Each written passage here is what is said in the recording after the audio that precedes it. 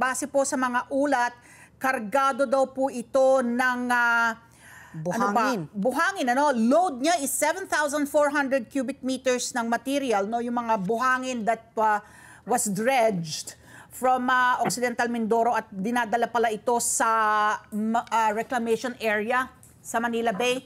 At this point po, alam na po ba natin ang dahilan ng pag-capsize? Yes, ma'am. No? Ang Coast Guard po natin is tuloy-tuloy pa rin po ang ating search and recovery operations. The focus is doon pa rin po natin. Though we've already deployed na po yung tinatawag natin, ma'am, na MCIT or the Marine Casualty Investigation Team po natin. They are the one responsible to find out po kung what really transpired po dito. But that angle, ma'am, isa po sa tinitingnan din po natin, yung pong stability ng vessel. Kasi during those time, wala po tayong na-report na any weather disturbance. Actually, ang sa monitoring po natin, moderate yung sea condition. So, that angle is isa po sa mga tinitingnan po ng ating mga investigador. Oo. Yung mga environmentalists, syempre po, si Senator Cynthia Villar, particularly, no, she's worried na baka may oil spill. Base po dito sa investigasyon ninyo, kasi nga may mga divers kayong pinapadala, meron na ho ba kayong nakita mga traces po ng oil spill or ano pa ba, aside of course from recovering, no, or searching for the two missing crew members, ano pa po ang mga nakikita niyo mga posibleng mga problema po na maengkwentro po dahil sa paglubog nitong MV Honghai 16? Yes, ma'am. The moment that we've received the maritime incident report, ang ating pong Coast Guard District Southern Tagalog has already deployed. Ito pong isang team na po, ano, yung pong ating Special Operation Force for the diving and search and rescue recovery operations, yung ating pong medical team for the assistance, and ito pong ating tinatawag na Marine Environmental Protection Unit. So this unit is the same unit that is being deployed kapag po may mga ganyang insidente, may mga na-submerge or kasama po yung mga nag-capsize. So, isa po sa mga talagang ina-anticipate natin at pinaghahandaan ay yung pong possibility of oil sheen. Now, aside po, ma'am, sa deployment ng ating mga Marine Environmental Protection Unit personnel ng Coast Guard, nagsasagawa din po tayo ng tinatawag natin na social engineering. What does it mean? We coordinate po sa ating mga PDRRMOs, sa ating mga Provincial Disaster Risk Reduction Management Offices, sa ating mga MDRRMOs, sa coastal municipalities, coastal communities, and dun po sa ating mga fisher folks. Katulong po natin sila na nagmo-monitor at nag-check kung meron pong sighted oil sheen within the vicinity.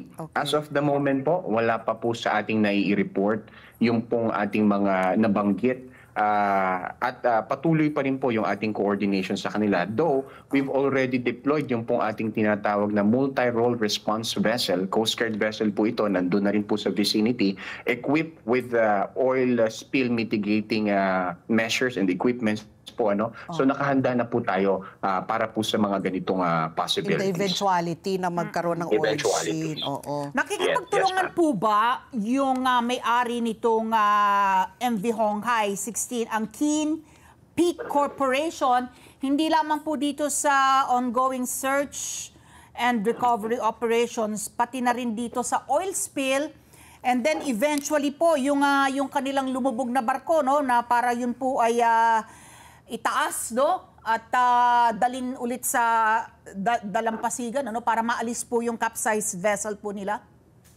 Well, basically, ma'am, sa mga ganito pong maritime incident, number one po na pinapahalagahan ng ating Coast Guard, yung pong assistance ng pong shipping company. Muna po dito sa mga crews sa mga crew and sa mga personnel po ng kanilang barko na naapektuhan ng insidente. So number one po yan, patuloy po yung coordination natin sa kanila at sila naman po ay nakikipagtulungan sa atin. Tama po kayo. Doon po sa mga sumunod na mga nabanggit po ninyo, marine environmental protection issues and concern, dapat po panagutan din po nila kung magkakaroon man po. Nakaalalay din naman po sila at we are in coordination with them. And finally po, yung sinabi nyo na salvage operation, they should be responsible for this operation. So ang Coast Guard po has already been coordinating with them. Meron na rin po silang nakuha na mga possible salvor para po nitong ganitong operasyon.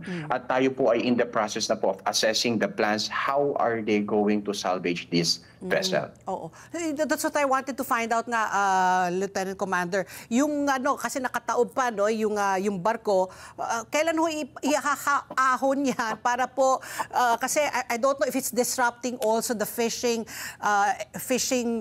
expeditions ng ating mga mangisda. Yan ba'y nakakasagabal rin sa kanilang pagkita ng kabuhayan dyan po sa may Occidental Mindoro? Well, this aspect is being taken upon by our Coast Guard substation. So far, ma'am, wala pa naman pong na-report yung ating mga Coast Guard personnel in the area as to with any complaints coming from our coastal community. That's why po napakahalaga po ng ginagawa ng ating mga kasamaan sa Coast Guard dyan, that we continuously engage with the community po natin. Particularly po itong mga fisher folks natin. Ang ating pong pinangangambahan po dito is yung possibility nga po ng oil spill. But as of the moment, wala pa naman po tayong na-monitor at tuloy-tuloy pa rin po yung ating pakikipag-ugnayan sa ating mga fisher folks. Follow up ko lang, kailan matatanggal yung barko po dyan? How long does it take to get it out of the water?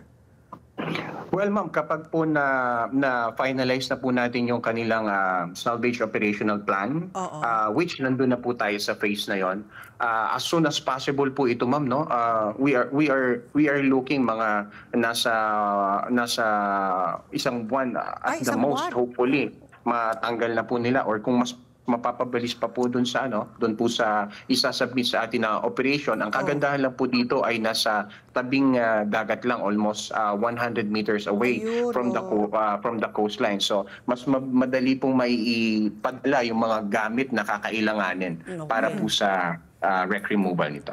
Okay, Ito po, just give us an idea of what's ongoing doon sa search and recovery operations po. So meron po tayong divers ng Philippine Coast Guard. As I understand it, yung two more bodies nakuha actually inside the cups, itong lumubog na sand vessel na ito, no? So yung isa nakuha sa cargo hold, number 1, at saka, so they were inside, yung nakuha pong mga bangkay na sa loob po nung vessel. At pag ganun, parang you would think ang bilis ba ng pagtaob at paglubog na hindi nagkaroon ng pagkakataon na tumakas at nasa loob pa nung sand vessel yung iba pong nasawi? Yes, that's the incident po talaga, no. We cannot predict kung ano po yung mangyayari, and that will also be come up dun po sa investigation na ginagawa po ng ating MCI team.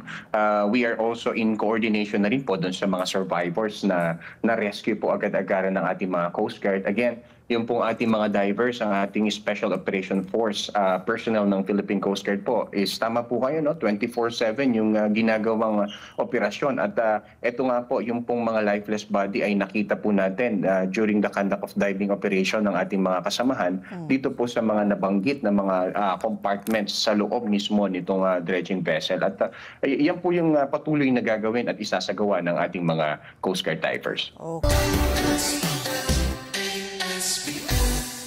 Let's get together, Sunday 25.